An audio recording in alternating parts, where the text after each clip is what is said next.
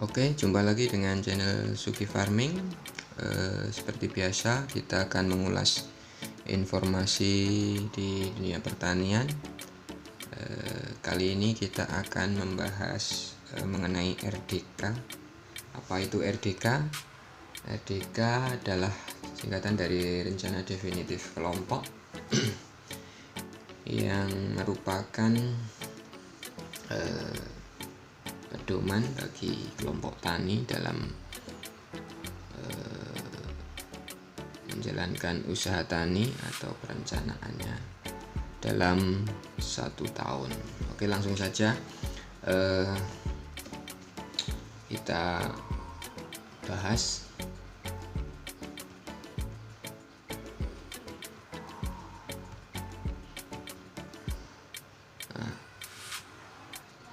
RDK adalah rencana kerja usaha tani dari Poktan atau kelompok tani untuk 1 tahun yang disusun melalui musyawarah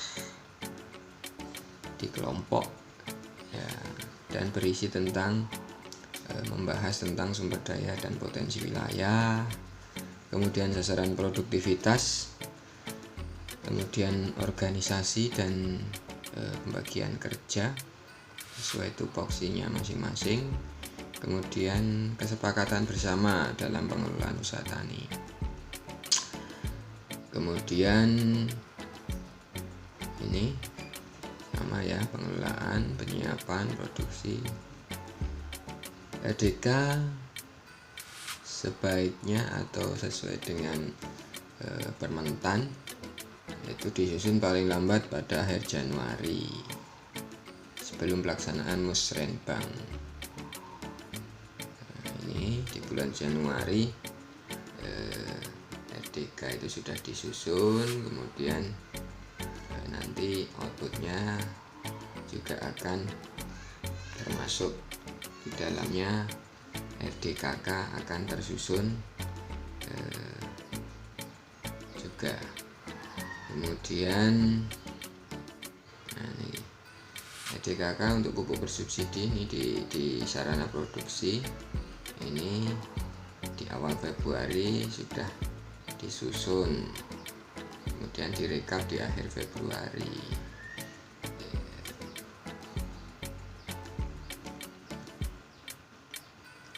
Penyusunan RDK merupakan kegiatan yang strategis dan harus dilaksanakan secara serentak atau melalui gerakan penyusunan RDK sesuai dengan kebutuhan petani. Jadi secara serentak, tepat waktu, dan sesuai kebutuhan petani. Mengingat kemampuan petani yang masih terbatas, maka penyuluh atau PPL pertanian pendamping di wilayah senantiasa akan mendampingi dan membimbing dalam penyusunan RDK. Tujuannya tidak lain adalah memberikan arah kebijakan dalam penyusunan rencana kegiatan usaha tani, kemudian meningkatkan kapasitas kelompok tani dalam penyusunan rencana kegiatan usaha tani, yang selanjutnya adalah bisa meningkatkan kapasitas bagi penyuluh pertanian dalam membimbing kelompok tani menyusun rencana usahanya. Formatnya berisi data keorganisasian kelompok atau data struktur organisasi dan seterusnya. Kemudian ada kesepakatan. Nah, ini penyuluh pertanian bersama pengurus kabupaten melakukan rekapitulasi. Kita rekap, kemudian sebagai bahan penyusunan rencana kegiatan pendampingan penyuluh di wilayah.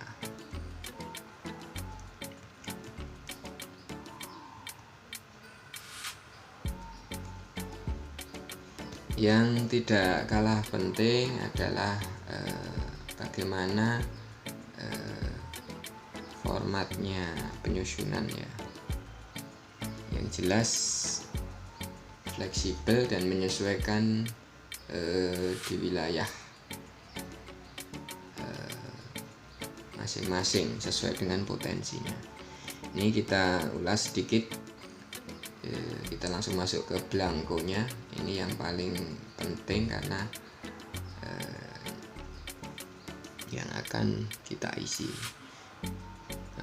Ini rencana definitif kelompok tani berdasar hasil musyawarah tanggal. Tadi ini hasil musyawarah tanggal berapa sesuai dengan pertemuan musyawarah. Kemudian nama kelompok taninya, kelompok tani apa, nomor register, karena yang selanjutnya adalah nomor register kelompok-kelompok tani yang sudah terregister otomatis akan menyusun EDK.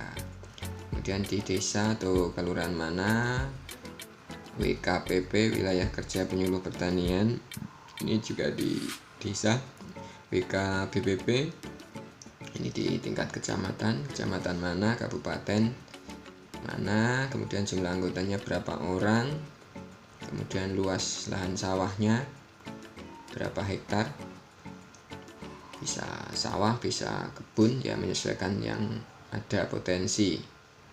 Kemudian jenis irigasi yang ada, di situ ada irigasi teknis, setengah teknis, mungkin tak ada hujan dan seterusnya. Kemudian susunan pengurus, ketua, sekretaris, bendahara, kemudian ada seksi atau unit usaha di kelompok, misalkan seksi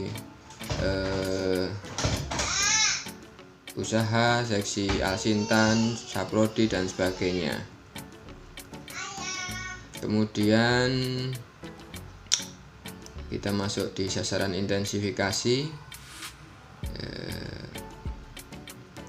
karena di dunia pertanian ada subsektor tanaman pangan, hortikultura, perkebunan dan peternakan.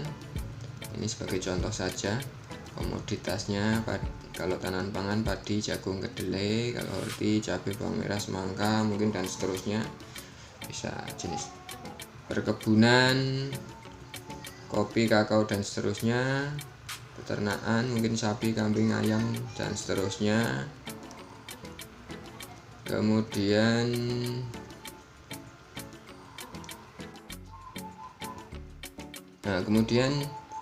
ini setelah komoditas, kemudian jumlahnya menyesuaikan, bisa hektar,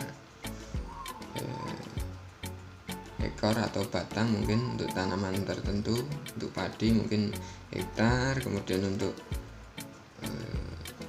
ternak mungkin ekor dan seterusnya. Kemudian target produktivitas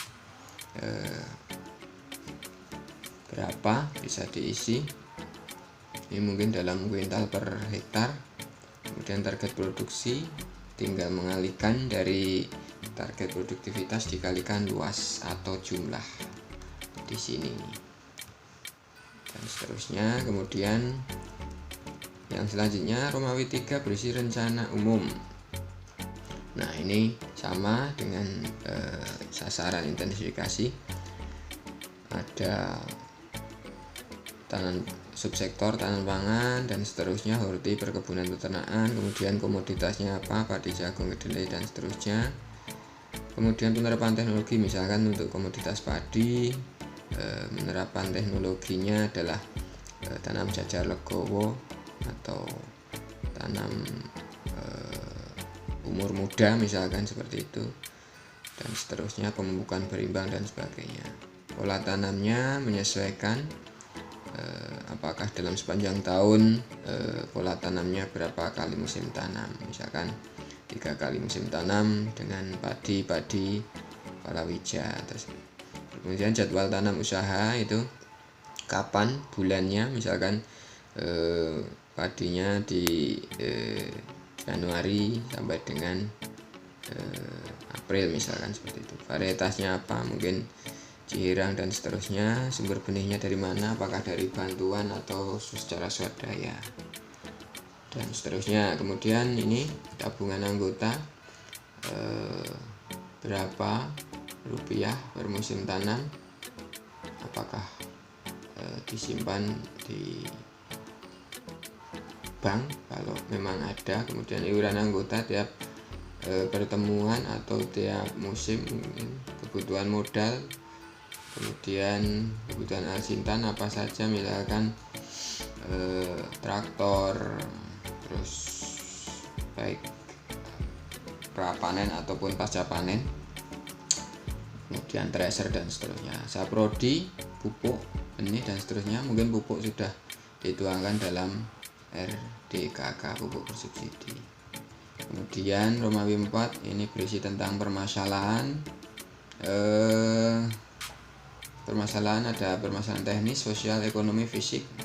Teknis berkaitan dengan teknologi, kemudian agroekosistem, misalkan cara pemupukan belum tepat dan sebagainya. Kemudian masalah sosial ini berkaitan dengan kebijakan atau apa ya, yang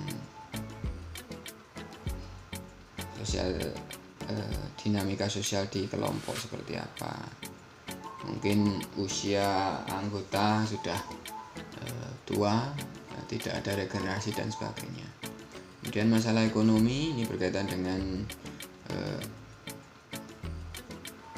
permodalan mungkin, atau mungkin harga jual hasil pertanian mungkin dirasa masih tidak sebanding dengan biaya produksi dan sebagainya. Masalah fisik ini berkaitan mungkin hampir sama dengan teknis ya, tapi lebih cenderung ke bentuk fisiknya. Mungkin lahan yang ada mungkin memang tidak produktif, kemudian belum adanya saluran irigasi yang permanen dan sebagainya. Kemudian jadwal kegiatan ini sesuai dengan subsektor komoditas. Kegiatannya dimulai dari awal, mungkin olah tanah, persemaian tanam, pemupukan, penyiangan, pengendalian hama, dan panen. Ini di bulan apa, tinggal dicentang-centang saja. Ini sebagai acuan jadwal kegiatan usaha tani di kelompok itu.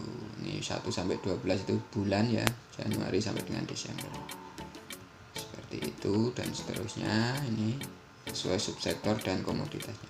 Kemudian tidak lupa setelah selesai ditandatangani oleh ketua kelompok tani, kemudian nama terang dicap kelompok, kemudian diketahui penyuluh pertanian pendamping. Oke, seperti itu sedikit gambaran atau cara pengisian belangko RDK.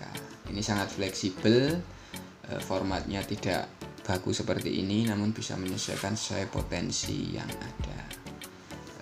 Mungkin sedikit memberikan gambaran mengenai cara pengisian dan formatnya. Semoga bermanfaat. Assalamualaikum warahmatullahi wabarakatuh.